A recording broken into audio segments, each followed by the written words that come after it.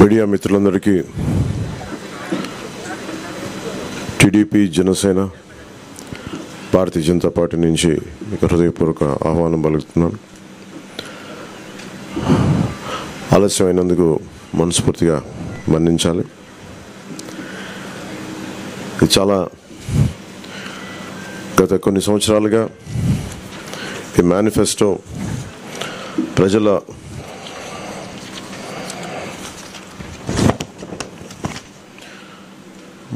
తెలుగుదేశం పార్టీకి జనసేనకి రెండు పార్టీలకి ముఖ్యంగా వచ్చిన రిప్రజెంటేషన్స్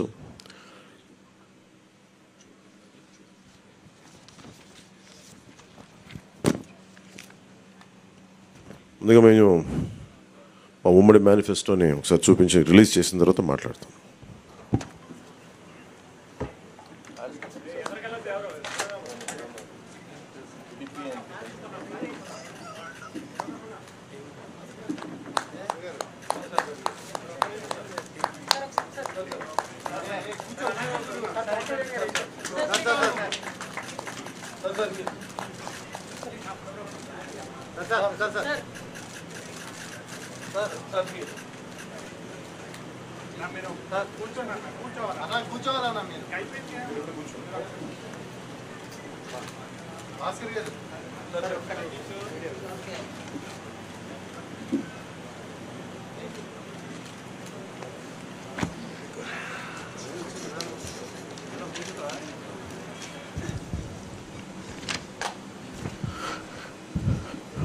ఓకే, తెలుగుదేశం పార్టీకి జనసేన పార్టీకి వారి యోగంలో వచ్చిన రిప్రజెంటేషన్స్, అలాగే జనవాణి కార్యక్రమంలో వచ్చిన వినతులు కానీ ఆన్లైన్లో వచ్చిన సూచనలు కానీ అందరికీ రెండు పార్టీలకు వచ్చిన సూచనలని క్రోడీకరించి ఈ మేనిఫెస్టో తయారు చేయడం జరిగింది. ముఖ్యంగా రాష్ట్ర ప్రజల నేటి అవసరాలను తీరుస్తూ రేపటి ఆకాంక్షలకు సాకారం చేసే ఈ మేనిఫెస్టోని కూటమి ప్రభుత్వం పరిశుభ్రంగా దీన్ని అమలు చేస్తుంది. దీంట్లో ముఖ్యమైన అంశాలు ఏమేమి తీసుకున్నామంటే, ఆంధ్రప్రదేశ్ ప్రజల భవిష్యత్తు ఆల్మోస్ట్ కత్తి మనపైన వేలాడుతూ ఉంది. ప్రపంచంలోనే అత్యంత శక్తివంతమైన తెలుగు జాతి నేడు ఆంధ్రప్రదేశ్ పరిస్థితిని చూసి తలదించుకుంటుంది. లూటీ కోసమే 13 లక్షల కోట్ల అప్పు చేసి రాష్ట్ర ఆర్థిక వ్యవస్థను దివాళా తీయించారు. గత 5 ఏళ్లుగా అన్ని రంగాల్లో రాష్ట్రం తిరోగామి దిశలో పయనిస్తున్నది. సమాజంలో ఎటు చూసినా అభద్రత, అశాంతి, హత్యలు, ఆత్మహత్యలు కనిపిస్తున్నాయి. ధరలు, పన్నులు, ఛార్జీలు, అప్పుల బాధుడితో ఒక్కో కుటుంబం పైన దాదాపు 8 లక్షల భారం మోపారు. 10 రూపాయలు ఇచ్చి 100 రూపాయలు కొట్టేస్తూ పొద్దున్నే పథకం కింద డబ్బులు ఇచ్చి సాయంత్రం సారా కింద పట్టుకెళ్ళిపోయే ఈ ప్రభుత్వం చేస్తూ ఉన్నారు. పట్టభద్రుల నిరుద్యోగంలో 24% దేశంలోనే ఏపీ మొదటి స్థానంలో ఉంది. రైతుల ఆత్మహత్యల్లో 3వ స్థానంలో, 18 ఏళ్లలోపు బాలికలపై జరుగుతున్న అత్యాచారాల్లో 2వ స్థానంలో ఉంది. పోలవరం నదుల అనుసంధానాన్ని గోదాట్లో ముంచేశారు. సంపద సృష్టి, ఉపాధి కల్పనా కేంద్రమైన ప్రజా రాజధాని అమరావతిని విధ్వంసం చేశారు. SC, ST, BC, minority sub-plan నిధుల్ని 1,00,000 కోట్లు దారి మళ్లించారు. ఇక అన్నా క్యాంటీన్లు కానీ, నిరుద్యోగ భృతి కానీ, పండగ కానుకలు లాంటి 100కి పైగా తెలుగుదేశం ప్రభుత్వ సంక్షేమ కార్యక్రమాలు రద్దు చేశారు. ముఖ్యంగా గత కొద్ది రోజులుగా నేను మాట్లాడుతాను ల్యాండ్ టైటిలింగ్ యాక్ట్ పేరు మీద. పట్టా పుస్తకాల మీద ఆంధ్రప్రదేశ్ రాజముద్ర తీసి జగన్ ఫోటో వేయించుకొని తన అచ్చరాకైన పనులు చాలా చేస్తూ లక్షలాది ఎకరాల ల్యాండ్ టైటిలింగ్ యాక్ట్ పేరు మీద లక్షలాది ఎకరాలని ప్రజల ఆస్తుల్ని కబ్జా చేస్తున్నారు. ల్యాండ్, శాండ్, వైన్, మైన్, గంజాయి, డ్రగ్స్, ఎర్రచందనం, రేషన్ బియ్యం మాఫియాలతో దాదాపు 8 లక్షల కోట్ల ప్రజాధనాన్ని కొల్లగొట్టారు. స్థానిక సంస్థల ఎన్నికల్లో బీసీ రిజర్వేషన్లని 10% కోత కోసి 16,800 రాజ్యాంగ పదవులకి బీసీలకి దూరం చేశారు. విషపూరిత మద్యం పోసి 35 లక్షల మంది ఆరోగ్యాలను నాశనం చేశారు. 30,000 మంది ప్రాణాలు తీసి వారి భార్యలకి పసుపు తాడులు మంట కలిపారు. గృహ నిర్మాణం పేరుతో పేదల్ని అప్పులు పాలు చేశారు. ప్రశ్నించిన ప్రతిపక్షాలు ఎస్సీ, ఎస్టీ, బీసీ, మైనారిటీలని 600 మందిని హత్య చేశారు. వివేకానంద రెడ్డి గారి హంతకుల్ని ఇంకా కాపాడుతూనే ఉన్నారు. స్థానిక సంస్థలకు కేంద్రం ఇచ్చిన 12,000 కోట్ల రూపాయలని దారి మళ్లించారు. గ్రామ పట్టణాభివృద్ధిని దెబ్బతీశారు దారి మళ్లించి. ఈ విధ్వంస పరిస్థితులను చక్కదిద్ది రాష్ట్రాన్ని గాడిలో పెట్టేందుకే ఎన్నికల రూపంలో ఒక అవకాశం మన ముందుకు వచ్చింది. ఈ విధ్వంస పాలన సాగనంపి స్వర్ణాంధ్రను నిర్మించుకోవడానికే మా కూటమి అభ్యర్థులకి ఘన విజయం చేకూర్చాల్సిన అవసరం ప్రతి ఓటరు పైన ఉన్నదని విజ్ఞప్తి చేస్తున్నాం. తెలుగుదేశం పార్టీ చేసిన సూపర్ 6, అలాగే జనసేన ప్రతిపాదించిన షణ్ముఖ వ్యూహం, ఈ మూడిటితో కలిపి ముందుగా మేము 12తో ప్రారంభించి ఈరోజు సంపూర్ణంగా అన్ని ఎస్సీ ఎస్టీ అన్ని రకాల వర్గాలకి, ముస్లిం మైనారిటీలకి, క్రిస్టియన్లకి, అన్ని సంఘాల వాళ్ళకి, అన్ని రంగాల వాళ్ళకి చాలా సమగ్రంగా ఏర్పడిన కూటమి ఇది మన ఈ మేనిఫెస్టో. ఇది ముఖ్యంగా దీంట్లో నేను మీ దృష్టికి తీసుకొచ్చేది యువతకి 20 లక్షల ఉద్యోగాలు ఈ 5 సంవత్సరాల్లో, అలాగే నెలకి మనకి 3,000 రూపాయలు నిరుద్యోగ భృతి, స్కూల్కి వెళ్ళే ప్రతి విద్యార్థికి ఏడాదికి 15,000 రూపాయలు, ప్రతి రైతుకి ఏటా 20,000 ఆర్థిక సాయం, ప్రతి మహిళకి నెలకి 1,500 రూపాయలు, 19 సంవత్సరాల నుంచి 59 సంవత్సరాల వరకు, ప్రతి ఇంటికి ఏడాదికి ఉచితంగా 3 గ్యాస్ సిలిండర్లు, మహిళలకి ఉచిత బస్సు ప్రయాణం,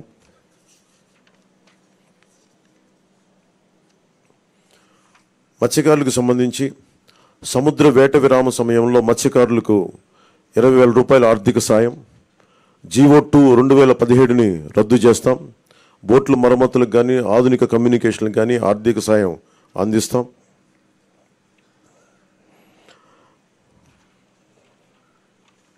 ముఖ్యంగా ఆర్యవైశ్య సంక్షేమానికి, ఆర్యవైశ్య కార్పొరేషన్కి తగు మేరకు నిధులు కేటాయింపు, చిరు వ్యాపారాలకు వడ్డీ లేని రుణాల సౌలభ్యం, స్వేచ్ఛాయుత వాతావరణంలో వ్యాపార నిర్వహణకు పటిష్ట చర్యలు, ముఖ్యంగా కన్యకా పరమేశ్వరి అమ్మవారి ఆత్మార్పణ దినోత్సవాన్ని అధికార కార్యక్రమంగా చేపడతాం.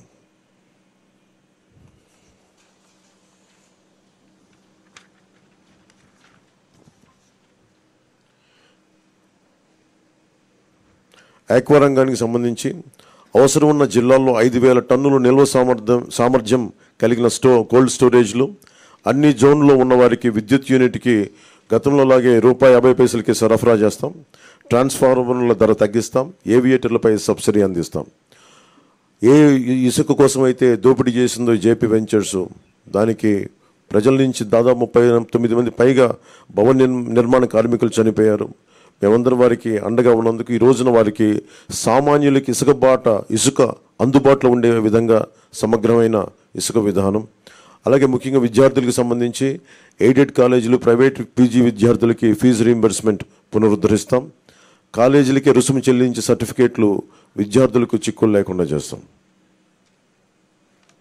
ల్యాండ్ టైటిలింగ్ యాక్ట్ని రద్దు చేసి ప్రజలకి రక్షణ కల్పిస్తాం.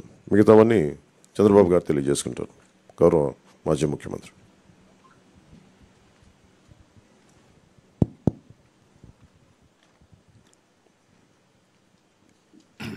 గౌరవనీయులు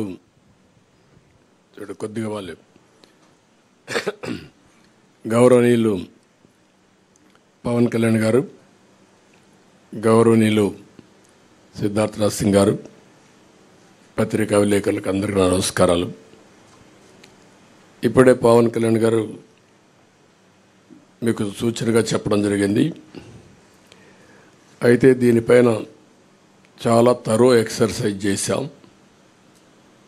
ఒక పక్కన తెలుగుదేశం పార్టీ, జనసేన ఇద్దరు కూడా కూర్చొని తరో ఎక్సర్సైజ్ చేసిన తర్వాత బీజేపీ సూచనలు కూడా కొంతవరకు తీసుకొని మేము ముందుకెళ్ళాం. ఎందుకంటే వాళ్ళు అక్కడ ఎన్డీఏ నేషనల్ స్థాయిలో మేనిఫెస్టో ఇచ్చారు, కానీ రాష్ట్ర స్థాయిలో ఎక్కడ కూడా మేనిఫెస్టోతో వాళ్ళు అసోసియేట్ కావడం లేదు.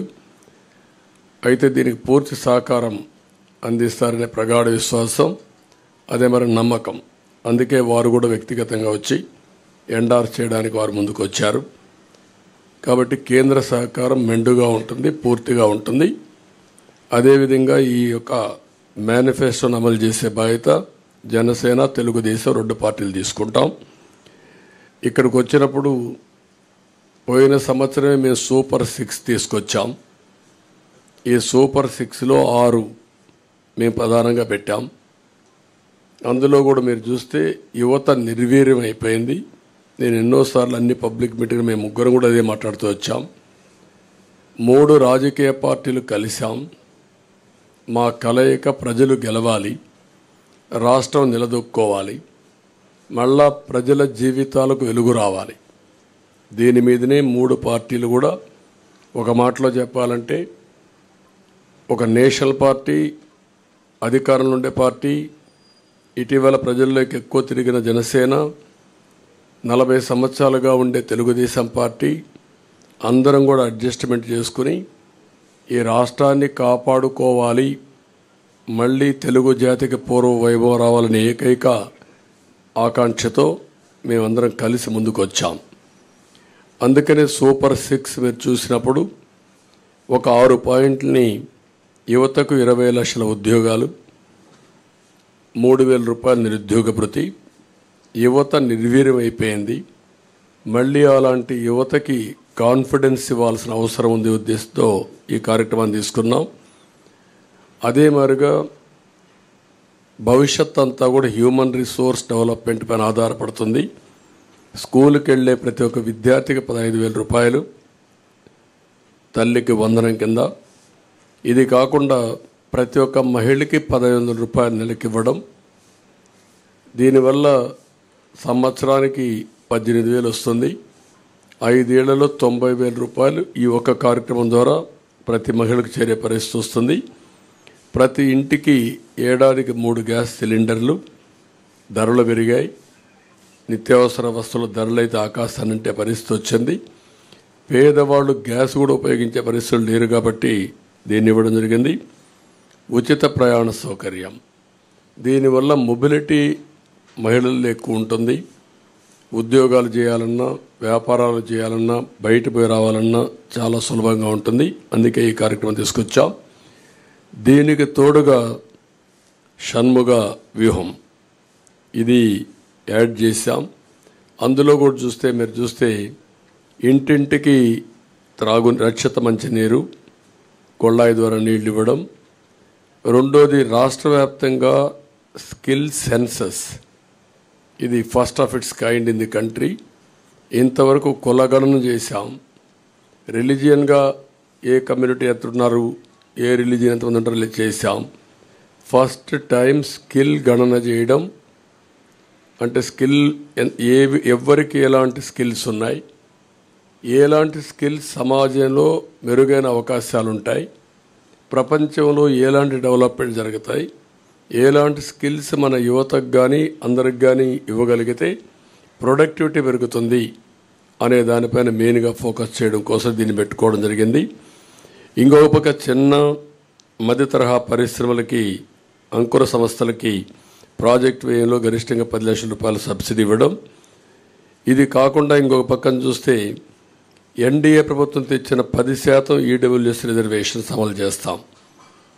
అది economically middle class, all OCs ఎవరైతే ఉన్నారో వాళ్ళల్లో 10% ఈడబ్ల్యూఎస్ రిజర్వేషన్స్ పెట్టి అందులో కూడా ఎకనామికలీ బ్యాక్వర్డ్కి రిజర్వ్ చేసి విద్యా ఉద్యోగాల్లో ప్రాధాన్యత ఇస్తాం. ప్రజాదాని అమరావతిని మళ్ళా కొనసాగించి ఉపాధి, ఉద్యోగ అవకాశాలన్నీ కల్పిస్తాం. ఇది కాకుండా ఇంకొక పక్కన మీరు చూస్తే యువత కోసం చాలా స్పష్టమైన ఒక మేనిఫెస్టో తీసుకొస్తున్నాం. దీంట్లో మీరు చూసినప్పుడు మెగా డిఎస్సి ఫస్ట్ సిగ్నేచర్ కింద పెడతాం. ప్రతి సంవత్సరం జాబ్ క్యాలెండర్ ఉంటుంది. ఉత్తరాంధ్ర, కోస్తా, రాయలసీమ ఉద్యోగ కల్పనకి ఏ అవకాశాలు ఉన్నాయో అన్నీ ఉపయోగించుకుంటాం. ఎంఎస్ఎంఈకి ఎక్కువ ప్రోత్సాహం ఇస్తాం. పరిశ్రమలకు అనుకూలంగా పాలసీలు తీసుకొస్తాం. మళ్ళీ పెద్ద ఎత్తున పెట్టుబడులు తీసుకొచ్చి రాష్ట్రానికి ఉపాధి అవకాశాలు కల్పించే బాధ్యత తీసుకుంటాం. యువత ఎప్పుడు సాలిడ్గా ఫ్యూచరిస్టిక్గా ఉండడం కోసం క్రీడల్ని ప్రోత్సహిస్తాం. డిజిటల్ లైబ్రరీస్ని ఎక్కడికక్కడికి అందుబాటులో తీసుకొచ్చి ఉద్యోగ అవకాశాలే కాకుండా నాలెడ్జ్ అప్గ్రేడ్ చేసుకుంటూ ముందుకెళ్తారు. అదే సమయంలో బీసీ డిక్లరేషను మేము జైహో బీసీ పెట్టాం. బీసీ డిక్లరేషన్ తీసుకున్నాం. 50 సంవత్సరాలకే నెలకు 4,000 రూపాయలు పెన్షన్ బీసీలకు ఇస్తాం. బీసీలకు వాళ్ళ రక్షణ కోసం ప్రత్యేకమైన చట్టం ఒకటి తీసుకొస్తాం. బీసీ సబ్ ప్లాన్ ద్వారా 5 ఏళ్లలో 1,50,000 కోట్లు ఖర్చు పెట్టి తద్వారా వారి యొక్క వృత్తిపరంగా చేతిపరంగా వాళ్ళకు పూర్తి సహకారం ఇచ్చి వాళ్ళ పైకి తీసుకొచ్చే కార్యక్రమాలు తీసుకుంటాం. అదే మరిగా స్థానిక సంస్థల్లో నామినేటెడ్ పోస్టుల్లో 34% రిజర్వేషన్స్ మళ్ళా రెస్టోర్ చేయడం, నామినేషన్ల ప్రాధాన్యత ఇవ్వడం, చట్టసభల్లో 33% రిజర్వేషన్ రావడానికి కేంద్రానికి రికమెండ్ చేస్తాం. కేంద్రంతో సంప్రదిస్తాం. ఇది జరిగే వరకు వారికి అండగా ఉంటాం.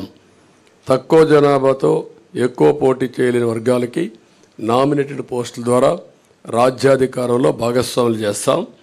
ఇది కాకుండా బీసీ వాళ్ళ కులాల దామాషా ప్రకారం 140 బీసీ కులాలు ఉన్నాయి. ఆ కులాల్లో కొంతమంది ఎక్కువ ఉన్నారు, కొంతమంది తక్కువ ఉన్నారు. అందరి యొక్క జనాభా దామాషా వారి యొక్క ఎకనామిక్ కండిషన్ బట్టి వాళ్ళందరినీ కూడా ఎవాల్యుయేట్ చేస్తాం. దీని ప్రకారం కార్పొరేషన్లు పెట్టి అన్ని కార్పొరేషన్లకు నిధులిచ్చి తద్వారా వాళ్ళని ఆర్థికంగా పైకి తేవడం కోసం కృషి చేస్తాం. స్వయం ఉపాధికి ప్రతి సంవత్సరం ఒక 10,000 కోట్లు ఖర్చు పెడతాం బీసీల కోసం. ఇంకొక పక్క ఆదరణ కింద ఒక 5,000 కోట్లు ఖర్చు పెట్టి ఆధునిక పనిముట్లు అప్పజెప్పి వాళ్ళ యొక్క వృత్తిపరంగా చేసుకునే పనుల్లో ఆదాయాన్ని పెంచడం కోసం ముందుకు పోతాం. ఒక్కొక్క కులంలో వారసత్వంగా కొన్ని వృత్తులు వస్తూ ఉంటాయి. ఈరోజు యాదవులు ఉన్నారు. యాదవులు ఎప్పుడు కూడా పాడి పరిశ్రమ పైన ఎక్కువ ఆధారపడతారు. అందుకే ఈసారి పాడి పరిశ్రమకు కూడా ఇన్సూరెన్స్ పెట్టి అన్ని ఆవులు కానీ గేదెలు కానీ వీటికన్నిటికి ఇన్సూరెన్స్ పెట్టి ఎక్కువ రుణాలు ఇచ్చి ఆధునీకరణలో వాళ్ళని కూడా ఇన్వాల్వ్ చేసి వాళ్ళని డెవలప్ చేస్తాం. అదే మరి కురబ కులస్తులను చూస్తే గొర్రెల పెంపకంలో కూడా వాళ్ళు ఉంటారు. ఈరోజు అత్యాధునిక ప్రమాణాలతో మనం డెవలప్ చేసే అవకాశాలు ఉన్నాయి. అలాంటి పరిస్థితుల్లో వారికి ఇది వృత్తిపరంగా వారిని ఎంపవర్ చేస్తాం. చేనేత పరిశ్రమకి ఎవరైతే బాగా ఇబ్బందుల్లో ఉన్నారో అలాంటి వారందరికీ పవర్ లూమ్స్కు ఒక 500 యూనిట్లు, హ్యాండ్లూమ్కి 200 యూనిట్లు ఉచితంగా కరెంట్ ఇస్తాం.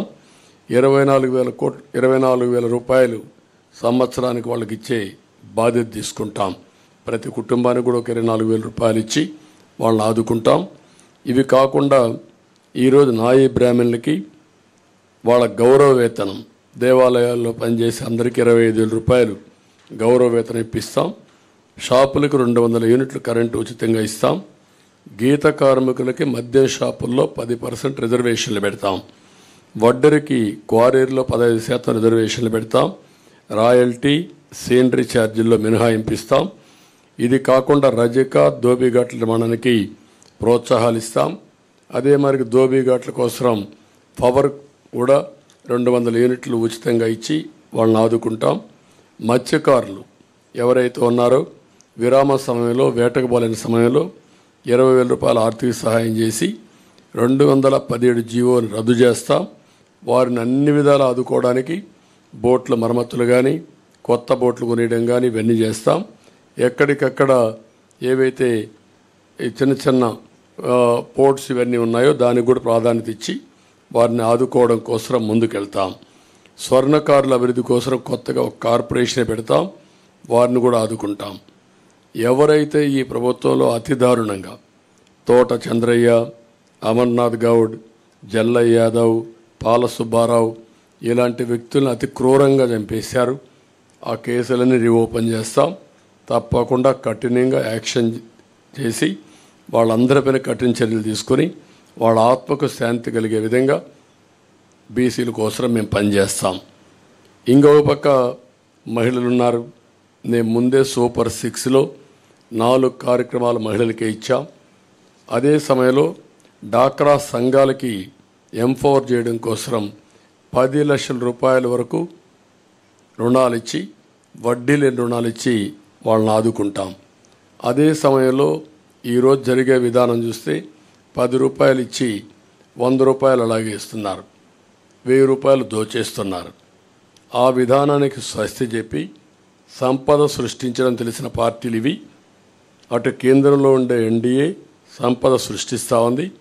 అదేవిధంగా పవన్ కళ్యాణ్ గారు కూడా సంపద సృష్టించి ఆ సంపద పేదవాళ్ళకి చేర్చాలనేది ఆయన ఆలోచన.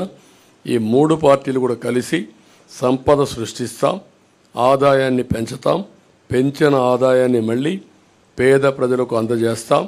అదే సమయంలో హ్యాండ్ హోల్డింగ్ చేసి మనం ఇచ్చిన డబ్బులతో ఎక్కువ ఆదాయాన్ని సంపాదించుకునే మార్గం కూడా చూపిస్తాం. మా సిద్ధాంతం చేపనివ్వడమే కాదు, చేపలు పట్టేది కూడా నేర్పించాలని, దానికి కావలసినటువంటి స్కిల్స్ కానీ వసతులు కానీ ఏర్పాటు చేసి వారిని పైకి తేవాలనేది మా ఆలోచన. దానికోసమే ఈరోజు P4 ఉంది, చాలామంది గుర్తుపెట్టుకోవాలి. ఈరోజు ఎకనామిక్ రిఫార్మ్స్లో P3 అంటే పబ్లిక్ ప్రైవేట్ పార్ట్నర్షిప్తో రోడ్లు వచ్చాయి, ఎయిర్పోర్ట్లు వచ్చాయి, పోర్ట్లు వచ్చాయి, టెలికమ్యూనికేషన్ వచ్చింది, పవర్ వచ్చింది, దీనివల్ల సంపద వచ్చింది, పోటీ పెరిగింది, సమర్థత పెరిగింది. అదే సమయంలో ఈరోజు మా ఆలోచన భవిష్యత్తులో P4 అంటే పబ్లిక్ ప్రైవేట్ పీపుల్స్ పార్ట్నర్షిప్. ఈరోజు 10% పై బాగా ఆర్థికంగా పైకి వచ్చిన వాళ్ళు, కనీసం ఒక 20 మంది కిందన ఆర్థికంగా వెనుకబడిన వాళ్ళని పైకి తెచ్చే సామాజిక బాధ్యత తీసుకోవాల్సిన అవసరం ఉంది. ఇది జరగాలి. అందుకే ఏ పని చేసినా పేదవారి కోసం చేయాలనుకుంటున్నాం. దీనికి ప్రత్యేకమైన శ్రద్ధ పెట్టాం. పేదరిక నిర్మూలన అసాధ్యం కాదు. ఈ టెక్నాలజీ పెద్ద హ్యాండీగా ఉంది మనకు. నాలెడ్జ్ ఎకానమీ సాధ్యం. ఇది చేయడం కోసం అందుకే మేము తీసుకున్నది కూడా మీరు చూస్తే కాంప్రహెన్సివ్గా తీసుకున్నాం. ఇక్కడ కూడా మీరు గుర్తుపెట్టుకోవాల్సింది 2047 చాలామందికి అనుమానం ఉంది, ఎట్లా చేస్తారని చెప్పి మాట్లాడుతున్నారు మా క్రిటిక్స్ అందరూ. సంపద సృష్టించడం తెలిసిన పార్టీ తెలుగుదేశం పార్టీ. ఆ సంపద సృష్టి కూడా ఆటోమేటిక్గా ఏదైతే ఉందో ఒక ఎకో సిస్టమ్ క్రియేట్ చేస్తే డెస్ట్రాయ్ చేయకపోతే కంటిన్యూగా ముందుకు పోయే పరిస్థితి వస్తుంది. దానికి ఒక నిదర్శనం ఒక హైదరాబాద్, లేకుంటే ఐటీ రంగం, అలాంటివన్నీ చేసి ముందుకెళ్తాం. అదే సమయంలో అంగన్వాడీ కార్యకర్తలను ఆదుకుంటాం. ఉద్యోగాలు చేసే మహిళలకు హాస్టల్ వసతి ఏర్పాటు చేసి వాళ్ళకి రక్షణగా నిలబడతాం. ఇంకొక పక్కన కొంతమంది గర్ల్స్ మధ్యలో చదువు ఆపేసి మళ్ళీ వాళ్ళు కంటిన్యూ చేయాలి అనే ఆలోచన ఉంది. అలాంటి వారికి కళలకు రెక్కలనే పథకం కింద ఇంట్రెస్ట్ ఫ్రీ లోన్ ఎంతైనా కానీ ఇచ్చి వాళ్ళని పైకి తీసుకొచ్చే బాధ్యత, వాళ్ళు సెటిల్ అయిన తర్వాత ఆ డబ్బులు తిరిగి కట్టే బాధ్యత, అది కూడా వడ్డీ లేకుండా కట్టే బాధ్యత తీసుకొస్తాం. పండుగ కానుకలు, పెళ్లి కానుకలు నేను కొన్ని దీంట్లో పెట్టకపోయినా అన్న క్యాంటీన్ ఇవన్నీ కూడా పునరుద్ధరిస్తాం. మళ్ళీ పేదవాళ్ళకు అండగా ఉంటాం. ఈ ప్రభుత్వంలో ఉద్యోగస్తులు చాలా నష్టపోయారు. వ్యవస్థ చిన్నాభిన్నమైపోయింది. వ్యక్తులు కూడా ఆ ఉద్యోగాలను చేసే వాళ్ళందరూ వ్యవస్థలు డెస్ట్రాయ్ అయినాయి, వ్యవస్థలు నిర్వీర్యం అయిపోయినాయి. నిధులు లేకుండా ఒక పక్క, భయపెట్టే ఒక పక్క, అస్తవ్యస్తమైనటువంటి విధానాలు వీటన్నిటిలో దెబ్బతిన్నారు. రెండోది వాళ్ళు కూడా చాలా నిరాశ నిస్పృహల మధ్యలో ఉన్నారు. ఒక మాటలో చెప్పాలంటే సమాజం మొత్తం దెబ్బతిన్నప్పటికీ ఉద్యోగస్తులైతే నిర్వీర్యమైపోయారు. వారి నమ్మకాన్ని కోల్పోయే పరిస్థితికి వచ్చారు. ప్రభుత్వంలో ఎప్పుడు ఉద్యోగస్తుల మొరేలు బాగుంటే వారే సంపద సృష్టించాలి, వారే సేవలు అందించాలి, వారి వల్ల కూడా ప్రగతి జరగాలి. మేము పాలిటీషియన్స్ పాలసీలు నిర్ణయిస్తాం, దాన్ని ఎగ్జిక్యూట్ చేసేది సమర్థవంతంగా ఉద్యోగస్తులు చేయాల్సిన అవసరం ఉంది. ఒక్క ఎగ్జాంపుల్ మీరు చూస్తే ఉపాధ్యాయులు ఎంత నిర్వీర్యమైపోయారంటే, ఒకప్పుడు మోస్ట్ రెస్పెక్టెడ్ కమ్యూనిటీ ఉపాధ్యాయుడు, తల్లి తండ్రి తర్వాత గురువు తర్వాత దైవం. అలాంటి ఉపాధ్యాయుడి నిస్సహాయ స్థితి, ఏం చెప్పుకోలేని పరిస్థితి.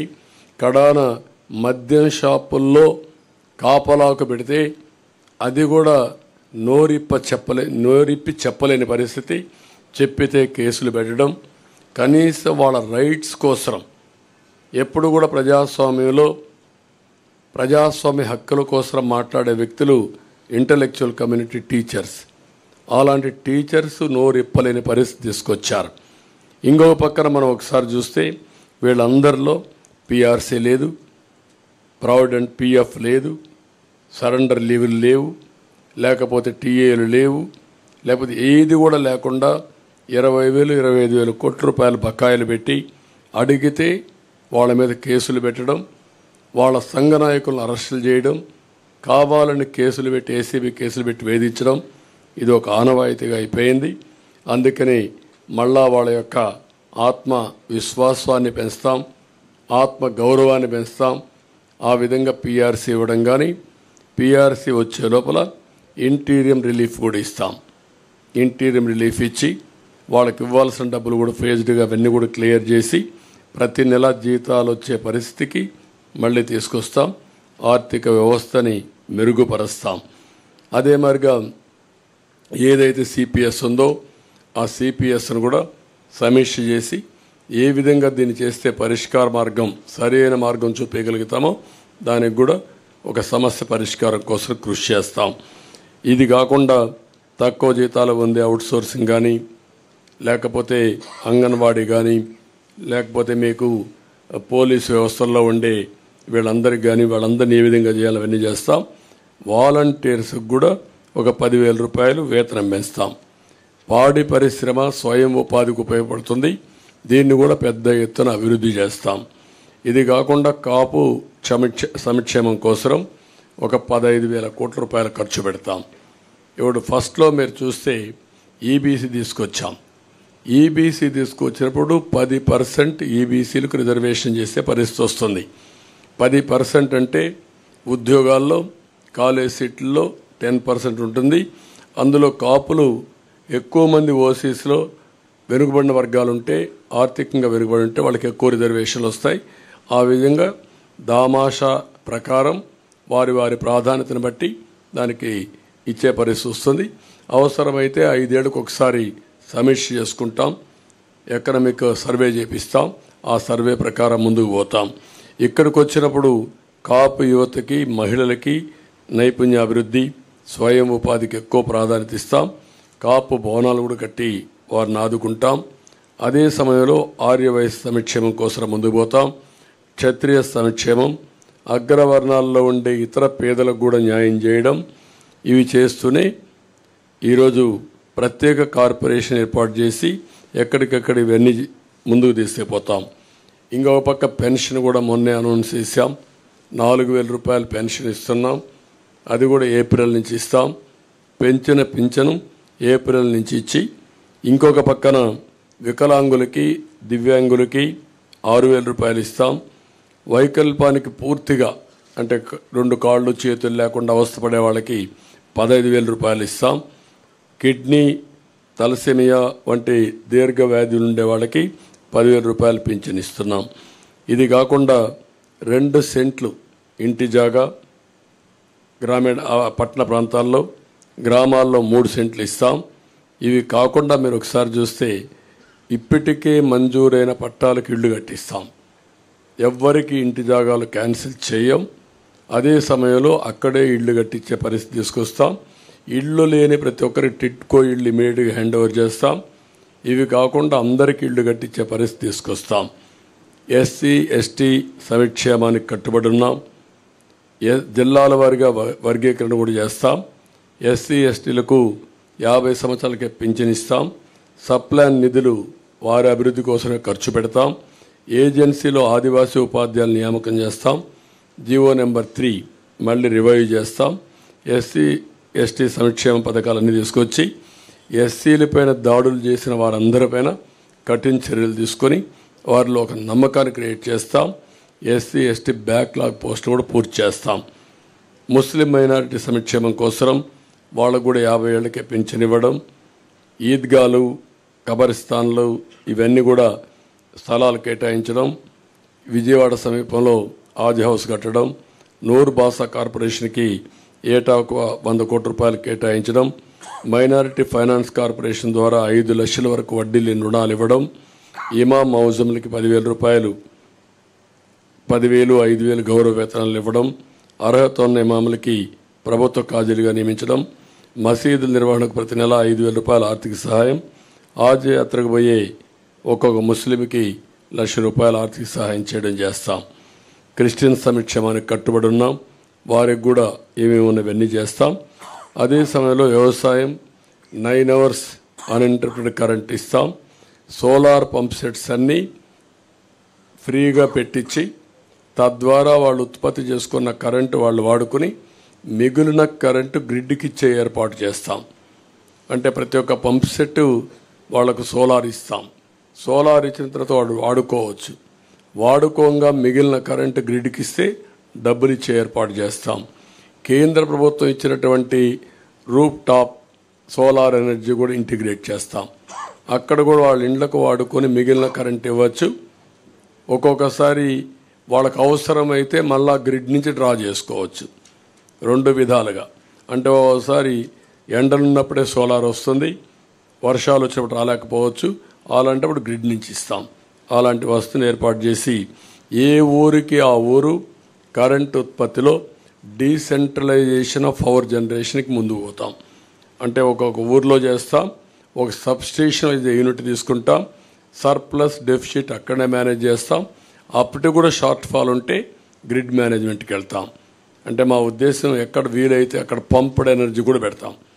పంప్డ్ ఎనర్జీ పెట్టి ఎప్పుడైతే కరెంట్ రాని పీక్ టైంలో ఈ పంప్డ్ ఎనర్జీ ద్వారా పవర్ జనరేట్ చేసి ముందుకు వెళ్తాం.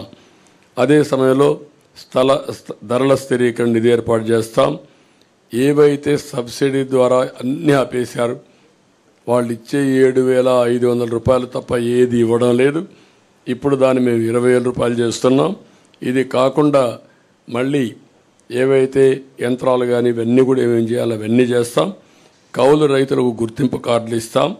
ఇంకొక పక్క ప్రతి పార్లమెంట్లో 1,000 ఎకరాలు ఏవైతే ZBNF ఉందో సేంద్రియ వ్యవసాయం ఒక మోడల్ ఫార్మ్స్ తయారు చేస్తాం.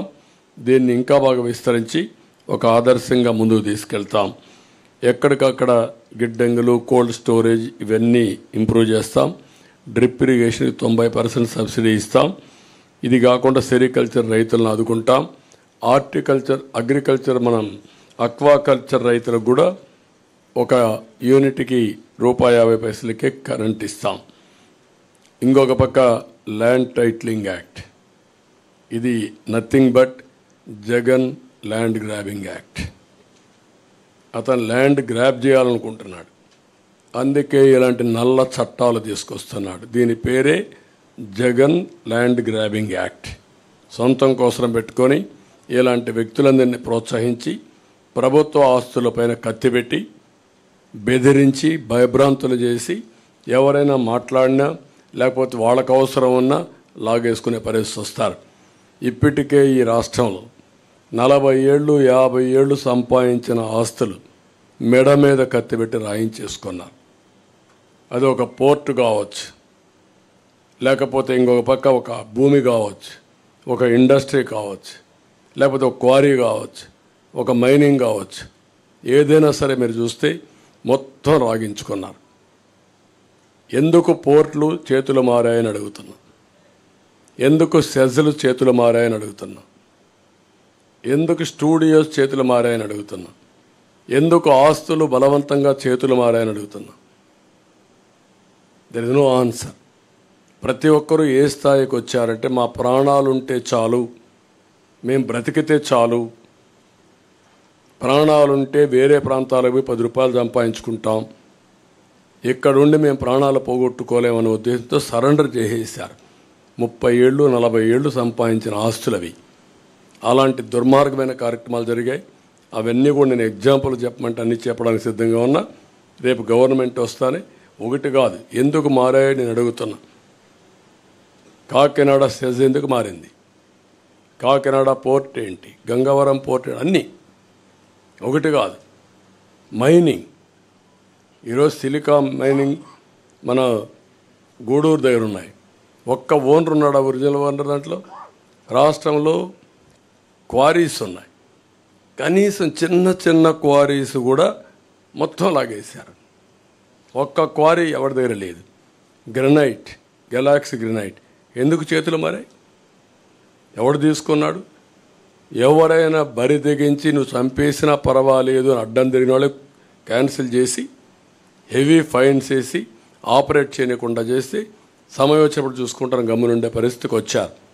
ఈరోజు మీరు చూశారు శాండ్ విషయంలో సుప్రీంకోర్టు మేము ఎన్ని ఆదేశాలు ఇచ్చినా మీరు యాక్షన్ చేయడం లేదు కాబట్టి ఇమ్మీడియట్ నిలపండి, ఎక్కడ కూడా ఇసుక తవ్వడానికి వీలు లేదు, ఇమ్మీడియట్గా మాకు కౌంటర్ ఫైల్ చేయమని గవర్నమెంట్కి ఇక్కడ డిపార్ట్మెంట్కి ఆదేశాలు ఇచ్చే పరిస్థితి వచ్చింది.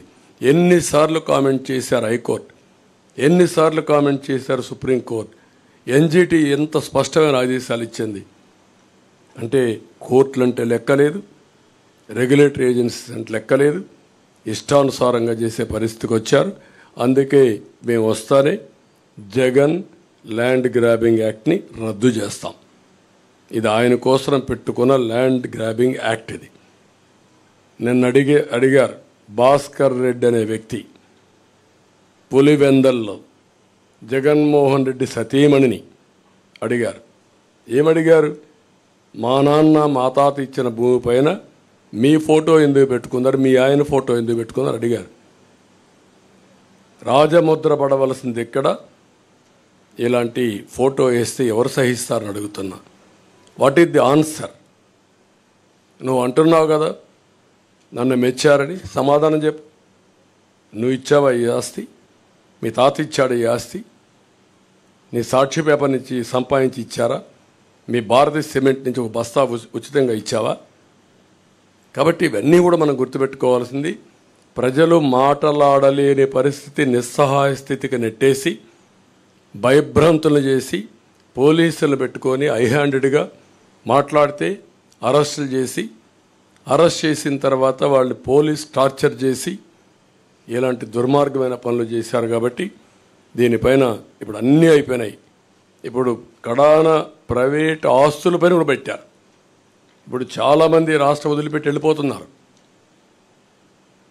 నిన్న మీరు చూశారు ఒక అమ్మాయి ఆరుద్ర, ఆ ఆరుద్రని అమ్మాయి వారణాసికి వెళ్ళిపోయింది.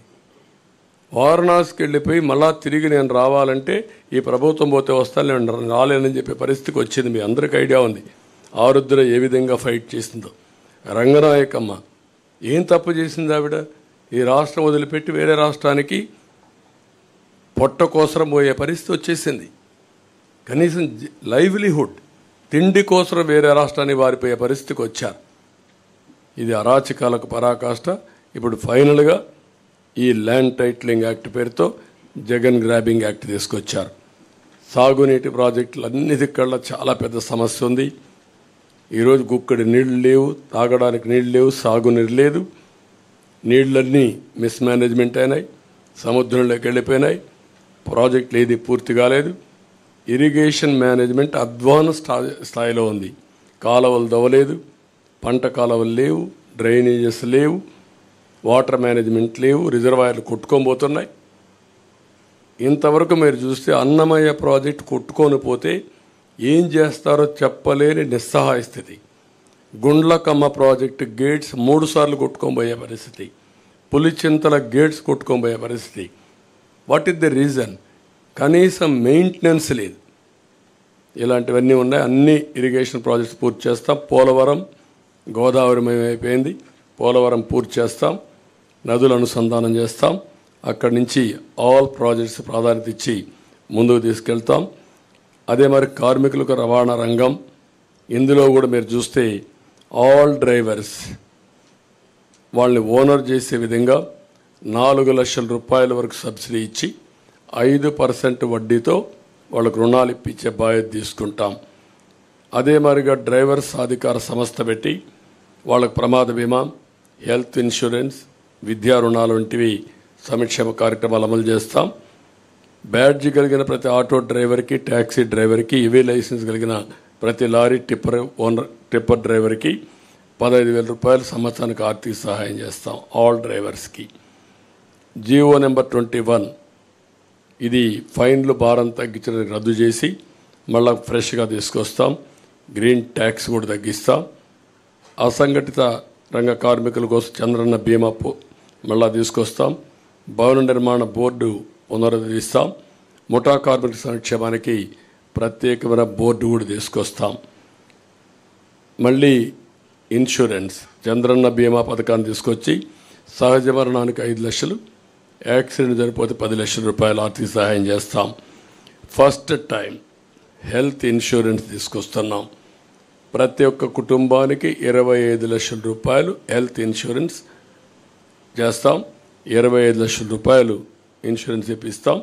ప్రతి ఒక్కరిది డిజిటల్ హెల్త్ కార్డ్స్ ఎస్టాబ్లిష్ చేస్తాం. ప్రతి ఒక్క మండలంలో జనరిక్ మెడికల్ షాప్ ఒకటి పెడతాం. అవి పెట్టినప్పుడు చాలా కాస్ట్ ఎఫెక్టివ్గా ఉంటుంది. అవి కూడా పెట్టి అందరికి అందుబాటులో పెడతాం. బీపీ, షుగర్ వంటి నాన్ కమ్యూనికబుల్ డిసీజెస్ ఉండే వాళ్ళందరికీ ఉచితంగా జనరిక్ మెడిసిన్స్ని సప్లై చేస్తాం. విద్యుత్ ఛార్జీలు నియంత్రణ చేస్తాం. మళ్ళా కట్టడి చేస్తాం. అవినీతి అరికడతాం. సమర్థత పెంచుతాం. ఇంకొక పక్క చెత్త పన్ను ఇలాంటివన్నీ కూడా రద్దు చేస్తాం. ఇంటి పన్నులు కూడా హేతుబద్ధత ఉండాలి. ఇవన్నీ కూడా ఎక్కడికక్కడ సమీక్ష చేస్తాం. పెట్రోల్, డీజిల్ కూడా ధరలు నియంత్రణ చేస్తాం. మద్యం ధరల్ని నియంత్రణ చేయడమే కాకుండా విషపూరిత బ్రాండ్లు ఏవైతే ఉన్నాయో అవన్నీ రద్దు చేసి సమగ్రమైన ఎంక్వైరీ చేసి తద్వారా వీళ్ళు చేసిన తప్పుడు పనులను ఎస్టాబ్లిష్ చేసి ఎవరైతే కల్ప్రిట్స్ ఉన్నారో వాళ్ళని పనిష్ చేసి మళ్ళీ ఈ రాష్ట్రంలో ఇలాంటి స్పూరియస్ లిక్కర్ లేకుండా చేసే బాధ్యత తీసుకుంటాం. అన్నా క్యాంటీన్లు ఏర్పాటు చేస్తాం. ఇంకొక పక్కన రేషన్ పంపిణీ విధానం కూడా సమీక్ష చేస్తాం. Fee reimbursement, aided colleges, private fee విద్యార్థులకు fee ఇప్పిస్తాం.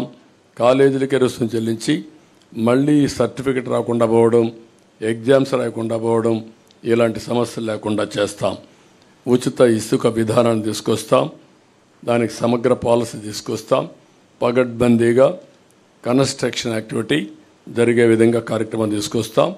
Vidya KG to PG syllabus అంతా కూడా రివ్యూ చేస్తాం. రాష్ట్రంలో అనేక స్కూళ్ళు 117 జీవో వల్ల మూతపడిపోయినాయి. అవన్నీ ఏం చేయాలో చేస్తాం. విదేశ విద్యని మళ్ళీ ప్రారంభిస్తాం. మళ్ళీ అందరికి వర్తిస్తాం.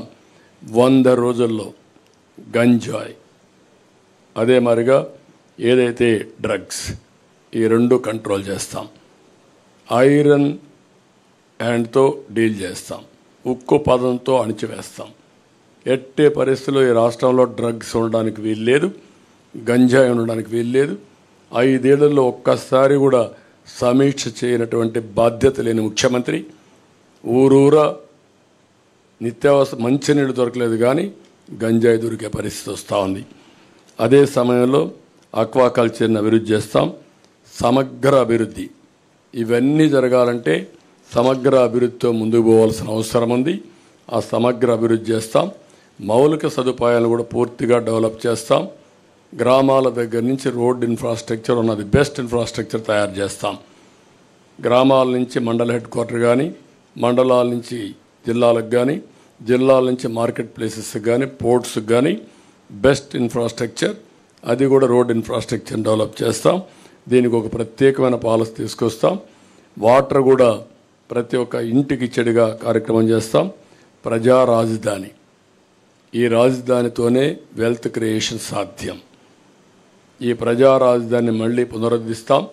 పూర్వ వైభవం తీసుకొస్తాం.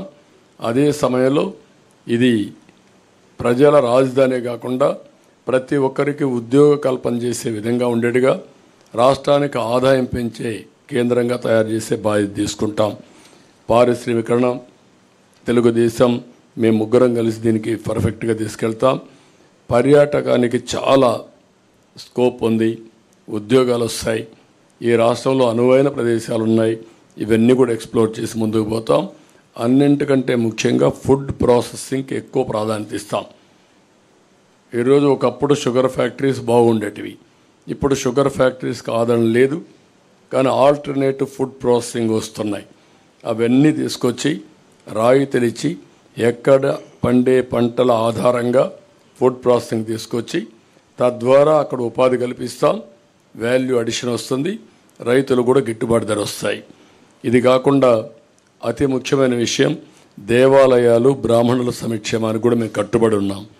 ఇందులో మీరు చూస్తే హిందూ దేవాలయాలు, సత్రాల పరిరక్షణకు కూడా ఒక ఎండోమెంట్ బోర్డు ఏర్పాటు చేస్తాం. ముస్లిం ప్రాపర్టీస్కి ఎట్లయితే వర్క్ బోర్డ్స్ పెడుతున్నామో అక్కడ కూడా చాలా స్ట్రిక్ట్గా ఉంటాం. హిందూ ప్రాపర్టీస్ కూడా ఎవరంటే వాళ్ళు కబ్జా చేయడానికి వీల్లేదు. ఇవన్నీ తీసుకొస్తాం. అక్కడ కూడా మసీదులకు ఆర్థిక సహాయం కానీ ఇమాములకు ఇచ్చినట్టు ఇక్కడ కూడా మీరు ఒకసారి చూస్తే వార్షిక ఆదాయం 50,000 రూపాయలు ఉన్న ఆలయాల్లో పనిచేస్తున్న అర్చకులకి కనీస వేతనం 15,000 రూపాయలు పెంచుతున్నాం. ఇంకొక పక్కన 50,000 కంటే తక్కువ ఉంటే 10,000 రూపాయలు ఇవ్వాలని చెప్పి నిర్ణయించాం. వైదిక ఆగమ శాస్త్ర సంబంధాల విషయాల్లో ఆయా ఆలయాలే ఫైనల్. ఈరోజు చాలా వరకు ప్రార్థనాలయాల్లో కూడా ఇంటర్ఫేర్ అయ్యారు పాలకులు. ఇది చాలా దుర్మార్గమైన కార్యక్రమం. కడాన రాముడు తల నరికేస్తే మేము అక్కడికి పోతే మా మీద కేసులు పెట్టారు. ఇంతవరకు ఎవరా తల నరికేశారో చెప్పలేకపోయారు. అంటే దేవుణ్ణి కూడా కాపాడితే నేరం అయిపోయింది ఈ పాలనలో. అలాంటి నా మీద పెట్టిన 24 కేసుల్లో 23 కేసుల్లో రాముడి తల తీసేసిన కేసు కూడా ఒకటి. అంటే ఎంత దుర్మార్గంగా ఎంత దారుణంగా పోతున్నారో మీరు గుర్తుపెట్టుకోవాల్సిన అవసరం ఉంది. వీళ్ళు ఇంకా మాట్లాడే నైతిక హక్కు ఏముందో నాకైతే అర్థం కావడం లేదు. అదే మరిగా ఇంకొక పక్క బ్రాహ్మిన్స్ అందరికీ ప్రతి ఒక్క ట్రస్ట్లో ఒక మెంబర్గా పెడుతున్నాం. ఎందుకంటే వాళ్ళ మీద ఒక విశ్వాసం ఉంది. వాళ్ళ దేవాలయాల పునరుద్ధరణ కానీ దేవాలయాల్లో దీపాలు పెట్టి నైవేద్యం ఇచ్చేసేది కాబట్టి వాళ్ళకు ఆ గౌరవం పెంచాల్సిన అవసరం ఉంది. ఇన్క్లూడింగ్ తిరుమల తిరుపతి దేవస్థానంతో సహా ప్రతి ఒక్క బోర్డులో వాళ్ళని ఒక మెంబర్గా పెడతాం. వాళ్ళ సాంప్రదాయాలు అవన్నీ కూడా వాళ్ళు పాటించే పరిస్థితి వస్తుంది. ఇంకొక పక్కన తిరుపతి ఒంటిమిట్ట లాంటి పుణ్యక్షేత్రాలని అక్కడుండే అవన్నీ కూడా మన ఆగమ శాస్త్రాలు కావచ్చు, మన సాంప్రదాయాలు కావచ్చు, అవన్నీ కూడా కాపాడడం కోసం మళ్ళీ ఇవన్నీ ముందుకు తీసుకెళ్తాం. Brahmin corporation, Brahmin cooperative credit society కూడా బలోపేతం చేస్తాం. ఇంకొక పక్కన బ్రాహ్మిన్స్ అంతా అపరకర్మ చేసుకోవడానికి ప్రతి నియోజకవర్గంలో ఒక భవనం కావాలన్నారు, అవి కూడా కట్టిస్తాం. ఇవన్నీ చేసి బ్రాహ్మిన్స్ అంతా వేద విద్య అభ్యసించిన నిరుద్యోగులు కూడా ఉన్నారు, వాళ్ళకు కూడా ఒక 3,000 రూపాయల ఆర్థిక సహాయం చేస్తాం నిరుద్యోగ భృతి కింద. ఇవి కాకుండా ఇంకొక పక్క ఉత్తరాంధ్ర అభివృద్ధికి మేము కట్టుబడి ఉన్నాం. విశాఖపట్నం ఆర్థిక రాజధానిగా చేస్తాం. పెద్ద ఎత్తున ఇండస్ట్రీస్ తీసుకొస్తాం. అదే మాదిరిగా భావనపాడు, విశాఖపట్నం ఎయిర్పోర్ట్ ఇవన్నీ చేసి విశాఖపట్నానికి పూర్వ వైభవం తీసుకొస్తాం. లా అండ్ ఆర్డర్ కంట్రోల్ చేస్తాం. ఈ కబ్జాలు అరికడతాం. రాయలసీమని హార్టికల్చర్ హబ్గా చేస్తాం. ఇండస్ట్రీస్ తీసుకొస్తాం. చెన్నై, బెంగళూరు ఇండస్ట్రియల్ కారిడార్లో ఉండే ముఖ్యమైన నోడ్స్ అని డెవలప్ చేసి రాయలసీమ అభివృద్ధిని, రాయలసీమని ఆటోమొబైల్ హబ్గా తయారు చేస్తాం. ఇప్పటికే మీరు చూస్తే కియా మోటార్స్ వచ్చింది, హీరో మోటార్స్ వచ్చింది, అపోలో టైర్స్ వచ్చింది, ఇలాంటి చాలా వచ్చాయి. ఆ ఎకో సిస్టమ్ కంటిన్యూ చేస్తాం. పంచాయతీరాజ్ డిక్లరేషన్, ఇక్కడ పంచాయతీరాజ్కి అధికారాలు పోయినాయి, నిధులు లేవు, విధులు లేవు, అధికారాలు లేవు. సెంట్రల్ గవర్నమెంట్ ఇచ్చిన నిధులు కూడా డైవర్ట్ చేశారు. అవన్నీ కంట్రోల్ చేస్తాం, నియంత్రణ చేస్తాం. మళ్ళీ వాళ్ళకు పూర్తి అధికారాలు ఇచ్చి నిధులు, విధులు, అధికారాలు, ఆందోళన కూడా పెంచి వాళ్ళ గౌరవాన్ని పెంచుతాం.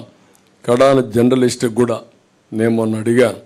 ఒకప్పుడు తెలుగుదేశంలో 2,500 మందికి అక్రిడిషన్ ఉంటే ఇప్పుడు 1000 పడిపోయినాయి. ఒక సాక్షి, TV9 లేకపోతే NTV వీళ్ళకి మాత్రం ఉన్నాయి. అది ఈరోజు ఈ రాష్ట్రంలో పరిస్థితి. మీడియా పైన నియంత్రణ, మీడియా పైన దౌర్జన్యం. అందుకే పూర్వ వైభవం తీసుకొస్తాం. అందరికి అక్రిడిషన్ ఇస్తాం. ఉచిత నివాసం మీరు ఉండడానికి హౌస్ సైట్స్ లేకుండా చాలామంది అవస్థపడుతున్నారు. అవి పేపర్ మీదనే ఉన్నాయి. మీ విషయం కూడా మొట్టమొదటిసారి మా ఎలక్షన్ మేనిఫెస్టోలో పెడుతున్నాం కాబట్టి ఇది కూడా మీకు శుభవార్త. ఇది కాకుండా న్యాయవాదుల కోసం కూడా ప్రభుత్వ స్టైఫండ్ కింద 10,000 రూపాయలు ఇస్తాం. జూనియర్ న్యాయవాదులకు ప్రత్యేకమైన ట్రైనింగ్ ఇచ్చి వాళ్ళకు కూడా ఒక అకాడమీ ఏర్పాటు చేస్తాం. ఇది కూడా మీకు వాళ్ళకు కూడా ఒక ఫండ్ ఒకటి క్రియేట్ చేస్తాం. అగ్రిగోల్డ్ ఆస్తులు అమ్మి వారిని కూడా ఆదుకుంటాం. ఫైనల్గా గుడ్ గవర్నెన్స్, సమర్థవంతమైన పాలనతోనే ఇది సాధ్యం. ఈ గుడ్ గవర్నెన్స్లో ఒక భాగం లా అండ్ ఆర్డర్. ఎక్కడ లా అండ్ ఆర్డర్ పటిష్టంగా ఉంటే అక్కడ పీస్ ఉంటుంది, ఎక్కడ పీస్ ఉంటే అక్కడ ప్రాస్పరిటీ ఉంటుంది. దానికి కూడా మేము కట్టుబడి ఉన్నాం. గట్టిగా నిర్ణయాలు చేసి లా అండ్ ఆర్డర్ మెయింటైన్ చేసి పటిష్టమైన యంత్రాంగాన్ని తయారు చేసి మళ్ళీ అనుకున్న ఇవన్నీ సాధిస్తా అని చెప్పి తెలియజేసుకుంటూ ఇప్పుడు ప్రజలందరినీ కోరుతున్నా, మేము చేయాల్సిన అన్ని ప్రయత్నాలు చేసి మీ ముందుకు వస్తున్నాం. ఇప్పటికే మీరు పూర్తి ఆదరణ చూపిస్తున్నారు. 3 పార్టీల అభ్యర్థుల్ని 25 పార్లమెంట్లు, 175 అసెంబ్లీ, 3 పార్టీ అభ్యర్థులు ఎక్కడుంటే అక్కడ ఓట్లేసి అందరినీ గెలిపించే బాధ్యత తీసుకోమని ఆశీర్వదించమని ప్రజలందరినీ కోరుతున్నాం.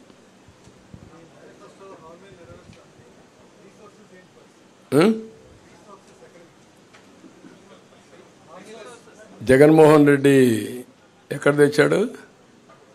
సాక్షిని తెచ్చాడా? భారతిని తెచ్చాడా? మీకు ఒకటి గుర్తుపెట్టుకోవాలి, క్లియర్గా 2019లో రిసోర్సెస్ ఉపయోగించడం సమర్థవంతంగా ఉపయోగించి వెల్త్ క్రియేట్ చేశాం. ఆ రోజు వచ్చిన ఇండస్ట్రీ కియా మోటార్స్ ఒక ఎగ్జాంపుల్ తీసుకోండి. 5 ఏళ్లలో గొల్లపల్లి రిజర్వాయర్ కట్టి కియా మోటార్ ఏర్పాటు చేసి ఫస్ట్ కార్ నేనే మ్యానుఫ్యాక్చర్ అనేది తీసుకొచ్చాం. ఇప్పటికి 12 లక్షల కార్లు ఉత్పత్తి అయ్యింది, ప్రపంచం మొత్తం తిరుగుతున్నాయి. దానివల్ల లాభాలేంటి? 15,000 కోట్ల రూపాయలు పెట్టుబడులు పెట్టారు. దగ్గర 12,000 15,000 మంది పనిచేస్తారు డైరెక్ట్గా. దాని మీద ట్రక్ ఓనర్సు, ట్రక్ డ్రైవర్సు, అక్కడ ఉండే అకామిడేషను అన్నీ కలుపుకుంటే ఒక 30,000 కుటుంబాలు బాగుపడ్డాయి.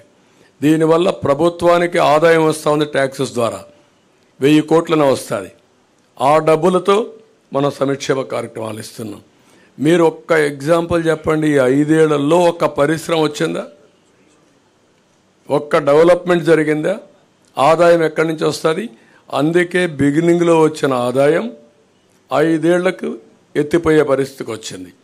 ఇప్పుడు అప్పులు చేశారు. ఇప్పుడు ఏమంటున్నాడు? నేనేమీ చేయలేనని చేతులెత్తేసే పరిస్థితికి వచ్చాడు. ఎందుకు చేతులెత్తేసాడు? Reason is very simple. ఇప్పుడు ఏమీ చెయ్యలేమనే పరిస్థితికి వచ్చేసాడు. అంటే ఎప్పుడు కూడా మీ ఖర్చులు మీ ఆదాయాన్ని రెండు ఉంటాయి, అప్పులు కూడా ఉంటాయి. అప్పులు తెచ్చిన తర్వాత ఎగ్జాస్ట్ అయిపోయారు. నీకు అప్పిచ్చేవాళ్ళు లేడు, ఇప్పుడు అప్పిచ్చేవాళ్ళు లేరు, ఆదాయం వచ్చే మార్గాలు లేవు. ఆదాయ మార్గాలు మొత్తం క్లోజ్ చేసేసాం. అప్పులు ఇచ్చేవాళ్ళు చేతులెత్తే పరిస్థితికి వచ్చారు. ఇప్పుడు మిమ్మల్ని జప్తు చేసే పరిస్థితికి వచ్చారు. చేతులెత్తడం కాదు, జప్తు చేసే పరిస్థితికి వచ్చారు.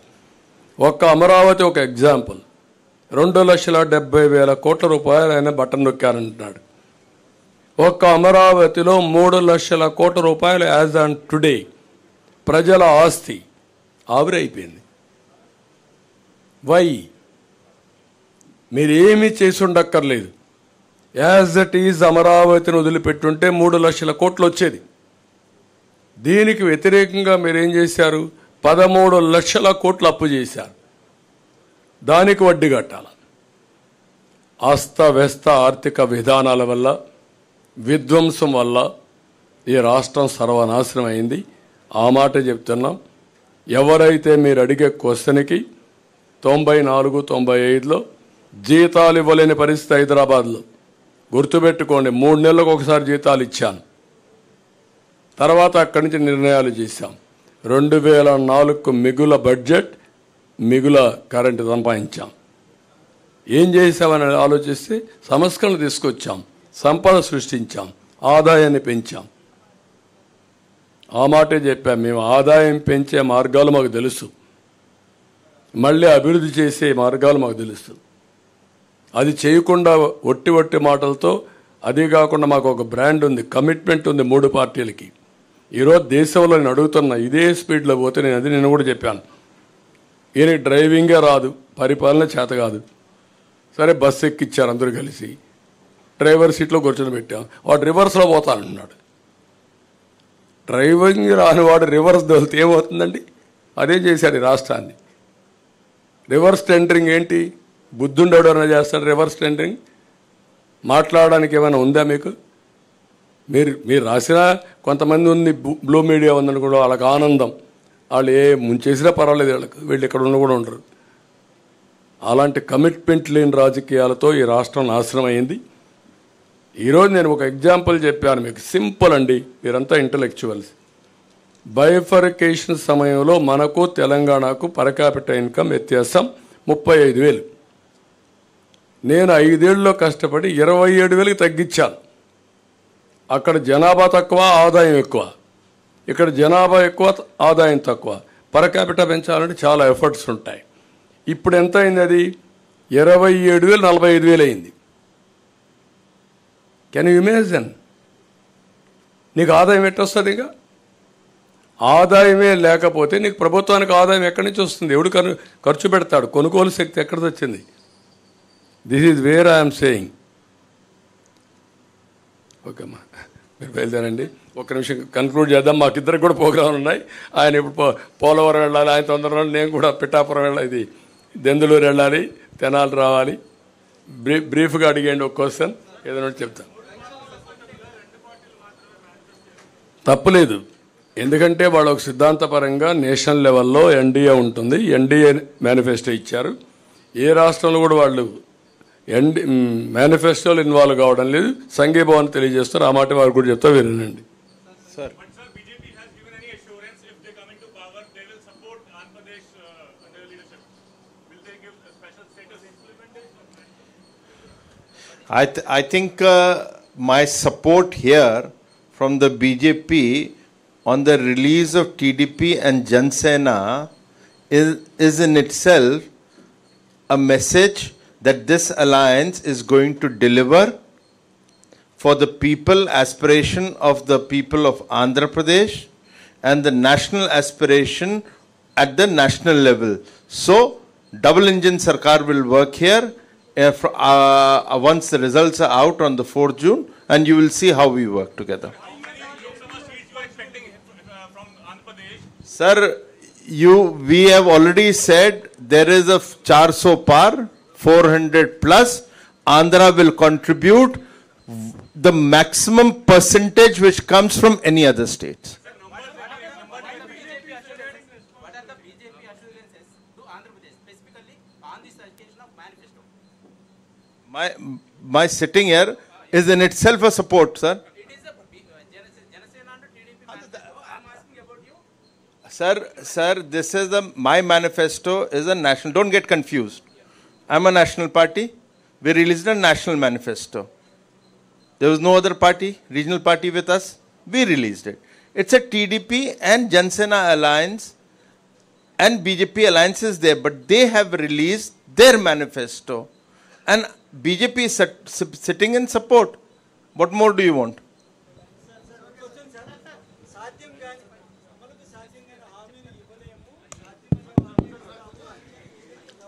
నేనేమన్నానంటే, అందుకే చెప్పా కదా, మేము సంపాదించే ట్యాంకులో నీళ్లు పెట్టాం, చెరువులో నీళ్లు పెట్టాం. ఆ నుంచి కాలువలో నీళ్లు తీసుకుపోయాడు. చెరువులో నీళ్లు అయిపోయినాయి ఇప్పుడు. అందుకే చేతులు ఎత్తేసాడు. మొన్నే యాక్సెప్ట్ చేశాడు. అతను ఫలితాలకు ముందే రాజీనామా చేసేసాడు. అస్త్ర సన్యాసం చేశాడు. అయిపోయింది. ఇంక దానికంటే ఏం కావాలి నీకు? ప్రజలు ఏం కోరుకుంటున్నారు? భవిష్యత్తు కోరుకుంటున్నారు, ఫ్యూచర్ కోరుకుంటున్నారు, ఆశాజనకంగా ఉండాలని కోరుకుంటారు. అలాంటిది ఏమీ చేయలేని చేతులెత్తేసిన తర్వాత 5 ఏళ్ల తర్వాత వ్యత్యాసం ఏముంది? ఏమి లేదు కదా. 5 ఏళ్లకు ముందు నేను అమ్మఒడి ఇచ్చా, ఇప్పుడు అమ్మఒడి ఇస్తా. 5 ఏళ్లకు ముందు నాన్నబుడ్డి పెట్టా, ఇప్పుడు నాన్నబుడ్డి ఉంటుంది. అంతే కదా.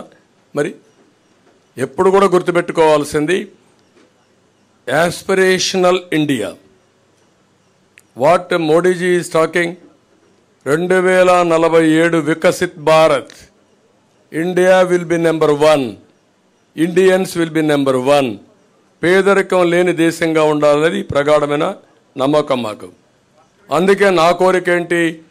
2047కి ఆయన వికసిత్ భారత్ చేస్తే వికసిత్ ఆంధ్రప్రదేశ్ ఉండాలి. తెలుగు భారత్. అదే సమయంలో తెలుగు వాళ్ళు నెంబర్ 1గా ఉండాలి. ఒక ఆంధ్రప్రదేశ్లో కాదు, ప్రపంచంలోనే తెలుగు వాళ్ళు నెంబర్ 1గా ఉండాలి. నా కోరిక, మోడీ గారి కోరిక, ఇండియన్స్ నెంబర్ 1గా ఉండాలనేది. ఈ రెండు కూడా ఒకటి ఐడియాలజీ. జగన్మోహన్ రెడ్డి కోరిక నార్త్ కొరియా చేయాలని, అదే ఆయన కోరిక.